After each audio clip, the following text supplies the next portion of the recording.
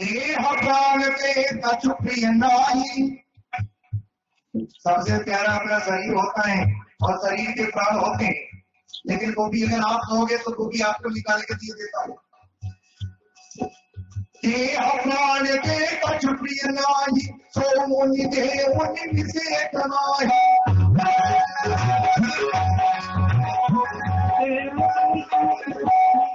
महाराज बताओ तो मैं चलूं राक्षसों को मारने के लिए, आप बताओ तो कोई और उपाय से। जी ने कहा कि आपसे काम नहीं चलने वाला है, हमें तो केवल राम लक्ष्मण चाहिए। ये नबी मना कर दिया, बोले हम नहीं देंगे, राम लक्ष्मण को नहीं देंगे। अच्छा, राम लक्ष्मण को नहीं देंगे, ऐसा कहने के बाद में जब राम लक्ष्मण को नहीं देंगे, वशिष्ठ जी ने समझाया।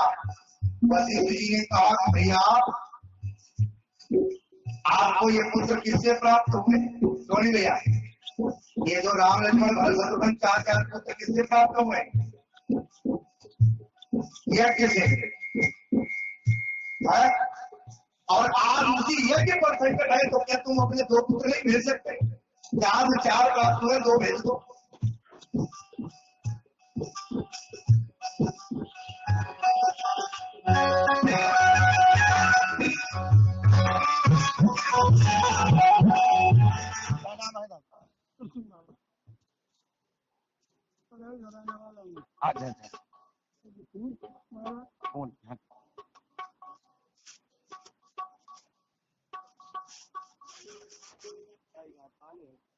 पानी ठीक लाभो।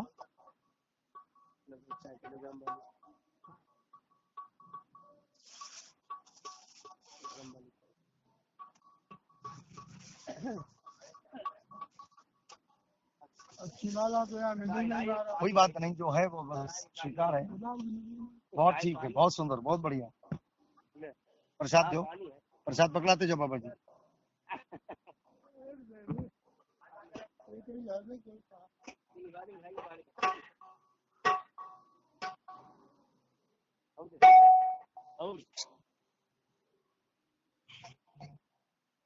बोले वृंदावन बिहारी लाल।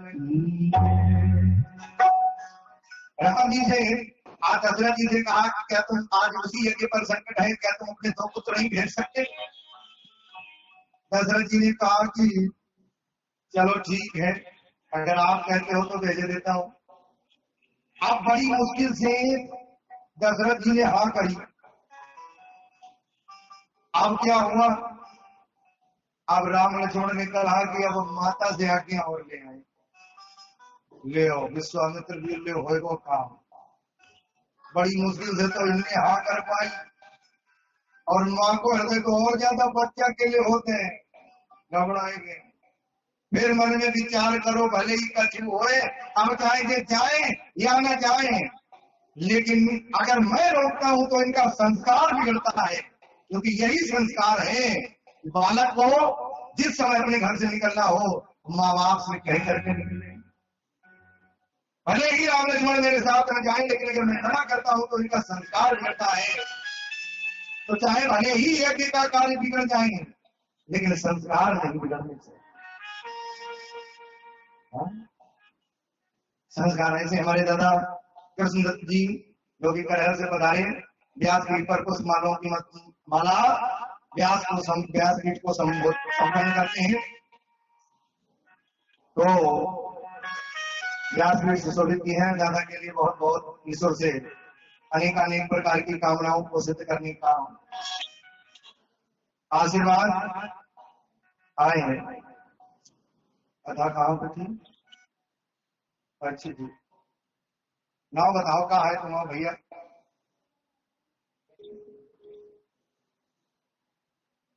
जयवीर सिंह।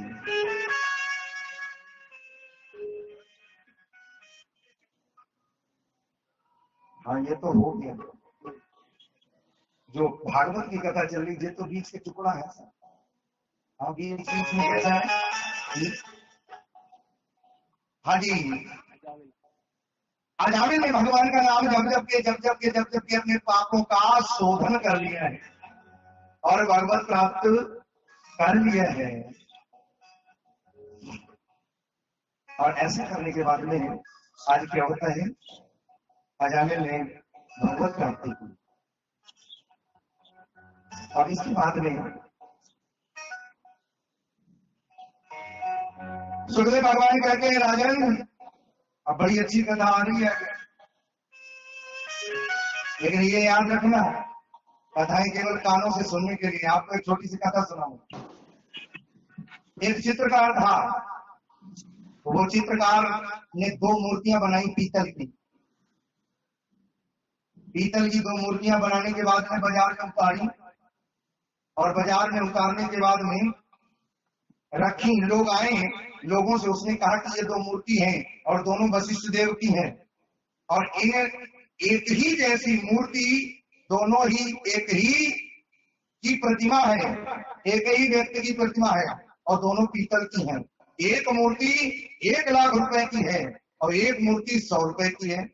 आप ये बताओ इसमें 100 रुपए वाली मूर्ति कौन सी है और 1 लाख वाली कौन सी? लोग आते जाए और कोई बताए नहीं। जितने लोग आए सबसे यही सवाल, लेकिन कोई न बताए। एक महात्मा जी उधर से गुजरे, महात्मा जी से भी यही प्रश्न किया। यही प्रश्न करने के बाद में महात्मा जी ने कहा कि हम बताते हैं। महात्मा जी ने का टुकड़ा और सुतली का टुकड़ा उस मूर्ति के कान में डाला। एक मूर्ति के कान में इधर से निकाला तो इधर निकल आया। महात्मा जी ने कहा कि ठीक है, हम बताते हैं कौन मूर्ति 1 लाख की है और कौन 100 रुपए की है। दूसरी मूर्ति में महात्मा जी ने डाला, इधर सुतली डाली तो वो सुतली चली गई पेट में। महात्मा जी ने कहा कि देखो ये तो मूर्ति इधर से और इधर निकल गई, ये 100 रुपए की है, और जो मूर्ति इधर से पेट में सुतली चली गई ये 1 लाख की है। आप बताओ, आप 100 रुपए वाले बनना चाहते हो कि 1 लाख वाले? जो इस कथा को उतार करके अपने हृदय में रखते हैं वो कीमती बन जाते हैं, और जो इधर से उधर निकाल करके वो केवल सस्ते रह जाते हैं। महंगे बनना है तो इस कथा को अपने जीवन में उतारिए। आप देखिए, धुंधकारी है, धुंधकारी ने कथा बड़े मन से सुनी थी और कथा को सुनकर के भगवत लोक प्राप्त कर लिया।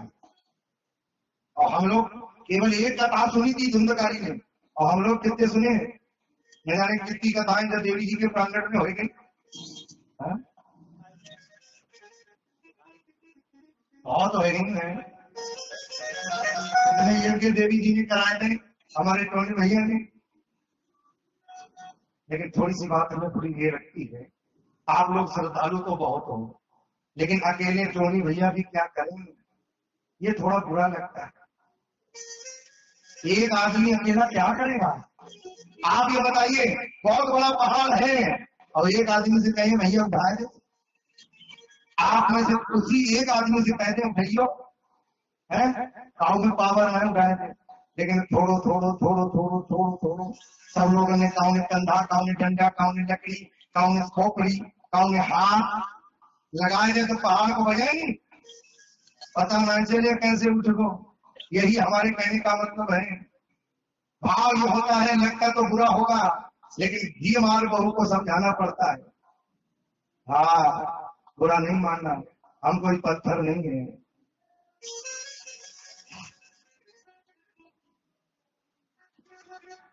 इसलिए आप सभी का काम है, देवी जी आप सभी की हैं। हमारे माजगांव वाले बड़े श्रद्धालु हैं, सभी लोग बहुत अच्छा करेंगे ये हमें पता है, लेकिन अगर वो समय से कर दे तो और अच्छा लगेगा। ये तो टोनी भैया ने भी कहा कि गांव वाले सब कुछ करेंगे, लेकिन करेंगे धीरे धीरे। लेकिन अगर समय से कोई काम हो जाए है तो समय से जब कोई काम होता है तो अच्छा लगता है। जब जब खेती सूख जाए तो पानी लगाओ, बताओ फायदा कैसे निकलेगा? जब खेती सूख जाए तब तुम पानी भर के 1 ना 2 ना 5 27 तारीख को तुम हिंद व्यवस्था करो है, ताकि बाद में फिर का फायदा जब। इसलिए समय रहते कोई भी कार्य है समय रहते कर दीजिएगा तो आपकी भी शोभा बन जाएगी और देवी जी की भी। आइए ऐसे बहुत सुंदर कथा लेकर के चलेंगे हम लोग, लेकिन पहले एक बार भगवान का नाम लेते हुए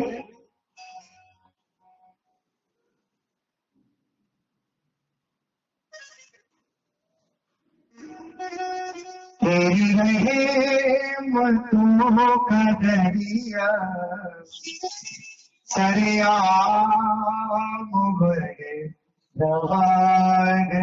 देखिए, कल हमारे इस पंडाल में भगवान का प्राकट्य होगा। आज से ही हमें उसकी तैयारी करनी है, वृंदावन बनाना है। तो बड़े भाग से सभी लोग अपने हृदय में वृंदावन का भाव लेते हुए ऐसा विचार करें कि हम वृंदावन में ही बैठे। सभी लोग, सभी का हृदय वृंदावन बने, और वृंदावन माने अपनी हस्ती को उड़ाते हुए करेंगे कि चरणों में अपने को समर्पित करना। जिनको भगवान ने हाथ पैर दिए हैं, हाथ ही गए हाथ ही बजाए, पाए न बजाए।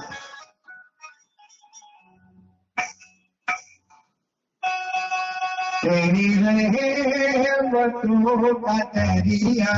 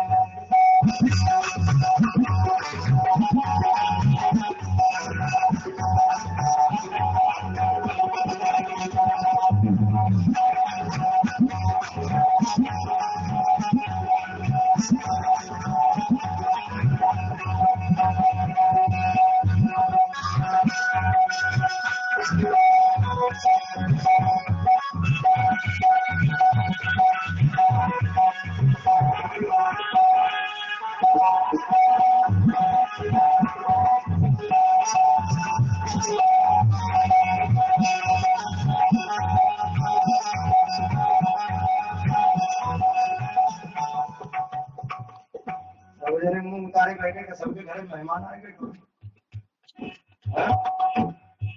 खाना वाने की चिंता है, ऐसे ही सुन लो पहले, एक जगह के आए मेहमान है,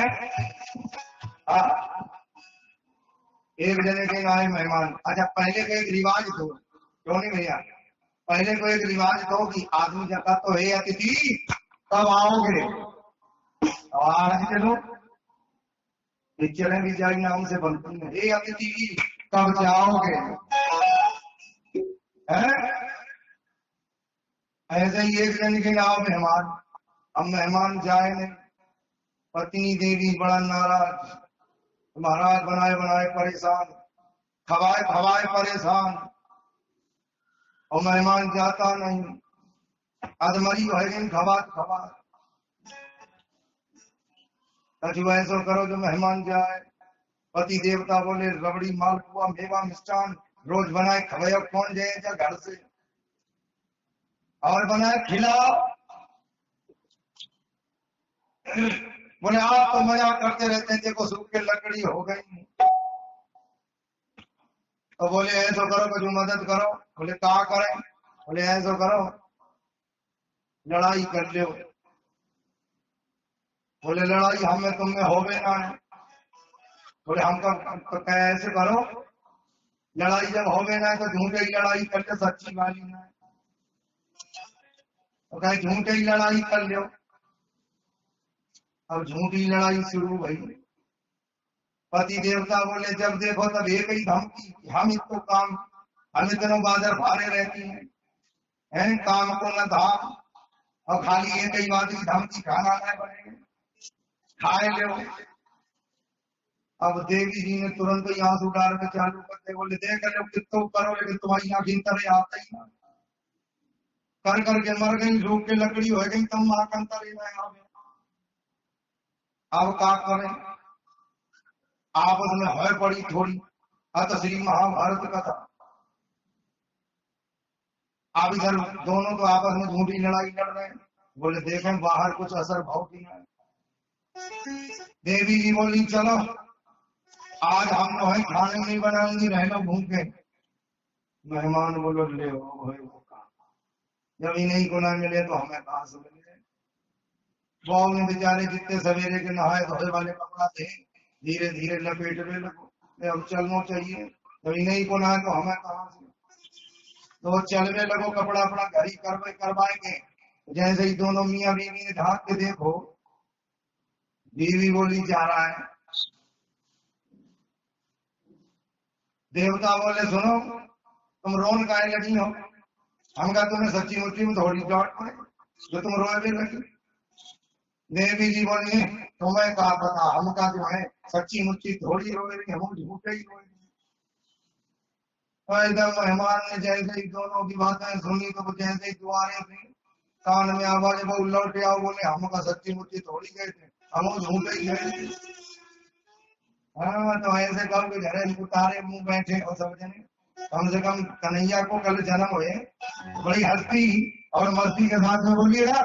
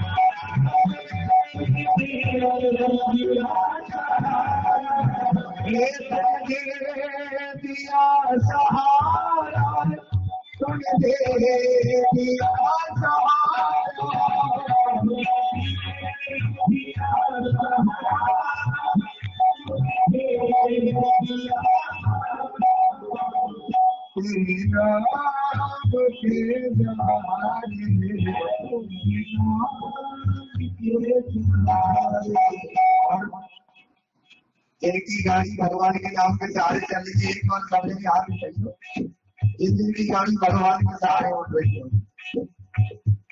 बाकी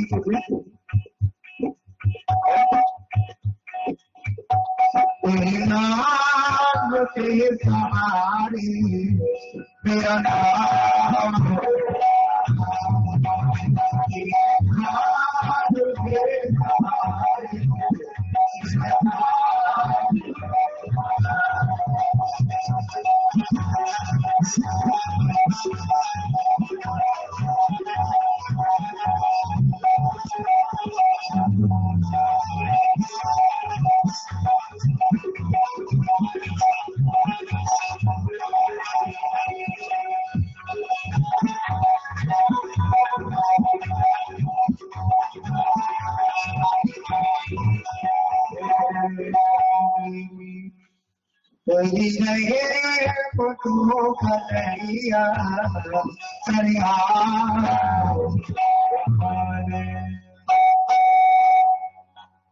बोले राधा कृष्ण भगवान।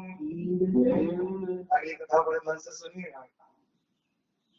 जाते प्रियन राम गए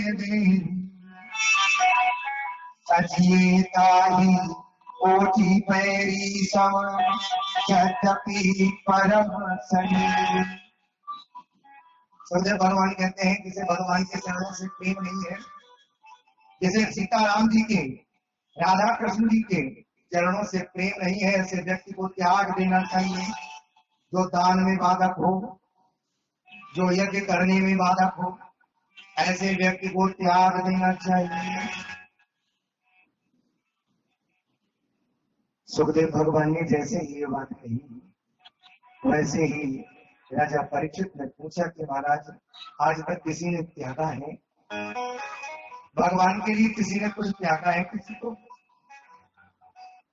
हाँ? पिता प्रहलाद विभीषण बंधु भरत महतारी। 5 नाम गिनाए हैं। भगवान के लिए किसने किसको त्यागा है? प्रहलाद जी ने अपने पिता को त्याग दिया है, विभीषण ने अपने भैया रावण को त्याग दिया है, और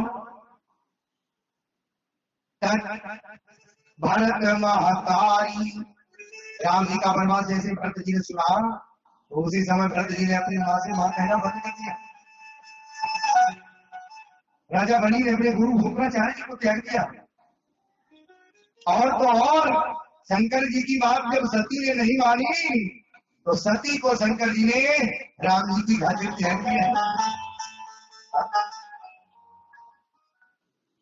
इसलिए आपके दान करने में, आपकी कथा में, आपके सत्संग में अगर कोई बाधक बनता है, तो चाहे पत्नी हो, चाहे पुत्र हो, चाहे पिता हो, चाहे घर का कोई भी संबंधी हो, भगवान सुखदेव भगवान कहते हैं जो इन कामों में आपके बाधक बने ऐसे व्यक्ति को त्याग देना चाहिए, छोड़ देना।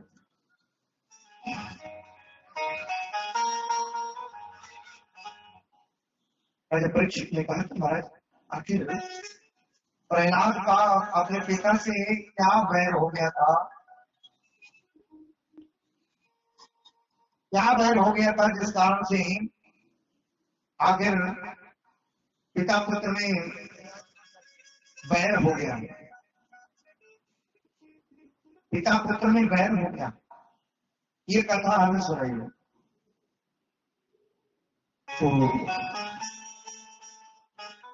सुखदेव भगवान कहते हैं सुनो, जिस दिन सृष्टि प्रक्रिया के अंतर्गत हिरण्याक्ष का वध किया भगवान ने, और हिरण्याक्ष का वध करने के बाद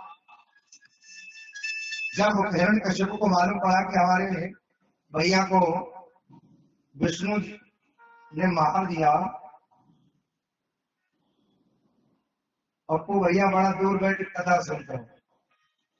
अच्छा, पूर्ण आनंद। अच्छा, तो जिस दिन से ये जाना, तो उसी दिन से हिरण्यकश्यप जो था भगवान का पक्का बैरी हो गया। आप तो इसने मन में विचार किया कि अगर कोई साधारण व्यक्ति हो तो उससे तो मैं जीत सकता हूँ, लेकिन देवताओं से अगर जीतना है तो एक काम करना होगा, और वो काम है केवल और केवल तपस्या। तो ये तपस्या करने के लिए चला गया। तो जब तपस्या करने के लिए गया, तपस्या करने के लिए गया तो तपस्या करने लगा। इधर देवताओं के जो गुरु हैं बृहस्पति जी, तो उन बृहस्पति जी ने मन में विचार किया कि हमारे शिष्यों की आफत ये बने, उससे पहले ही हम जाकर के कुछ निवारण की व्यवस्था करें। तो ये जाकर के जिस पेड़ के नीचे ये हिरण्यकश्यप तपस्या करने लगा था, उस वृक्ष के ऊपर बैठ करके जैसे ही हिरण्यकश्यप कहे ओम ब्रह्मदेवाय नमः, बृहस्पति जी तोता रूप में बोले।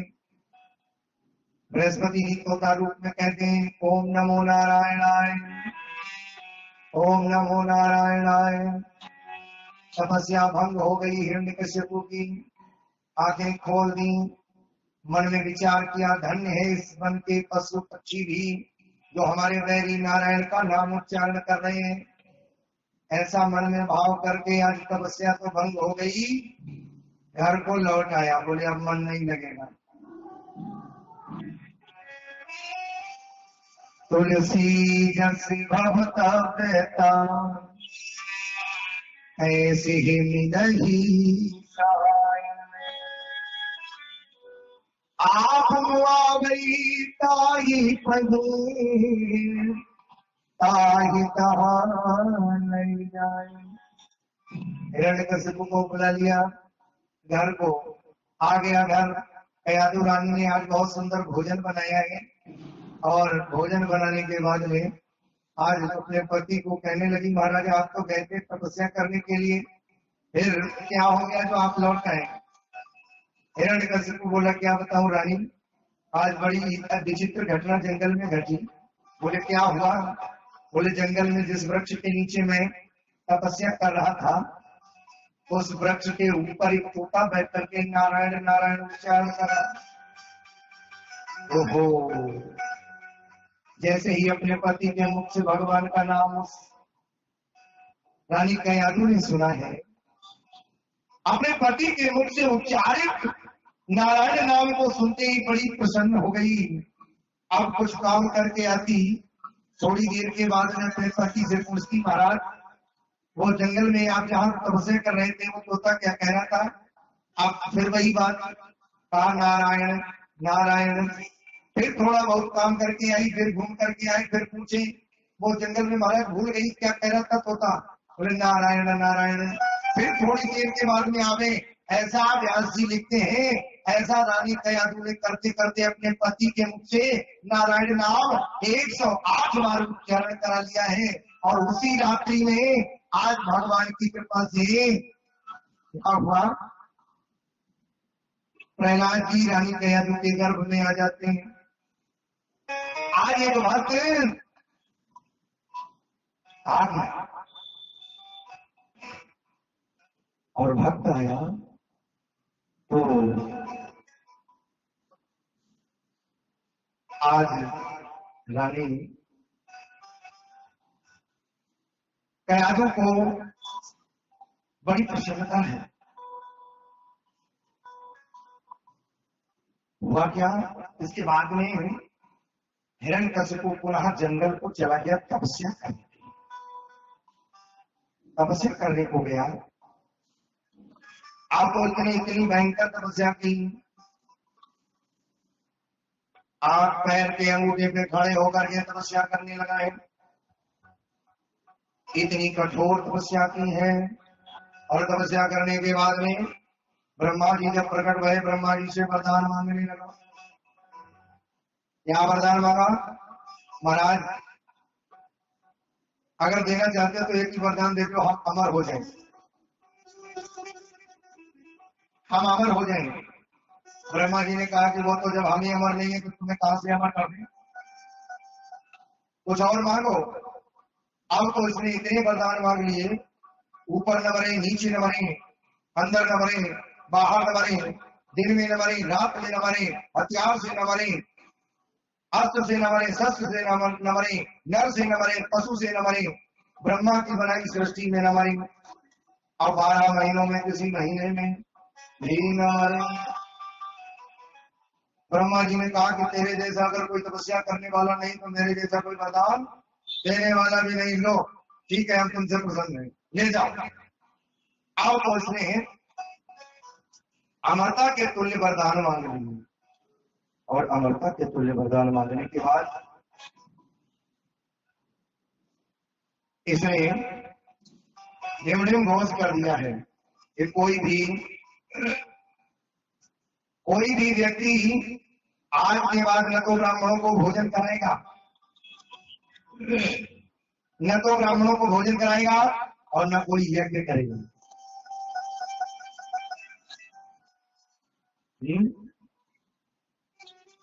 न तो कोई भोजन ब्राह्मणों को कराएगा, न कोई यज्ञ कराएगा। अच्छा, यही दो मुख है भगवान के। कौन कौन से? भगवान दो मुख से पाते हैं। कौन कौन से मुख है? ब्राह्मणोस्य मुखमासी। एक तो भगवान जब ब्राह्मण देसी घी का भोजन पान करता है और जब डकार लेता है तो भगवान कहते हैं मैं बहुत अपने उस ब्राह्मण की डकार, मेरे भक्त की डकार सुनकर के तृप्त होता हूँ। और दूसरा मुख कौन सा है जयवीर भैया? भगवान के दो मुख है? और एक है यज्ञ मुख, मुखादग्निरजायत। एक तो ब्राह्मण मुख से पान करता हूँ और दूसरा है जब लोग यज्ञ करते हैं और यज्ञ स्वाहाकार के माध्यम से जब आहुति देते हैं तब मैं प्रसन्न होता हूँ।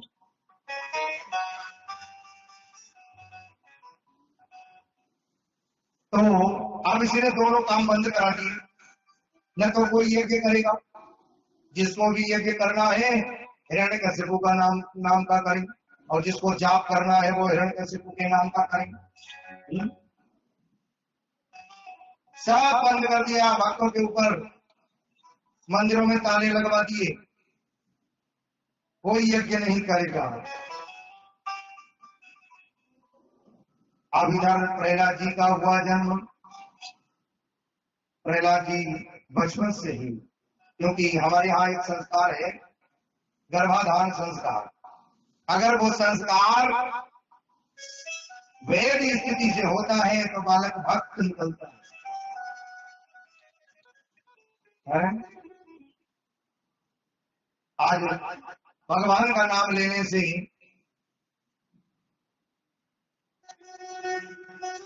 कयाधु रानी के गर्भ में प्रहलाद जी आ गए। प्रहलाद जी का जन्म होता है और जन्म लेने के बाद में प्रहलाद जी जब कुछ बड़े हुए तो विद्यालय में एडमिशन करा दिया गया। एडमिशन कराने के बाद में नित्य प्रति प्रहलाद जी विद्यालय जाते हैं।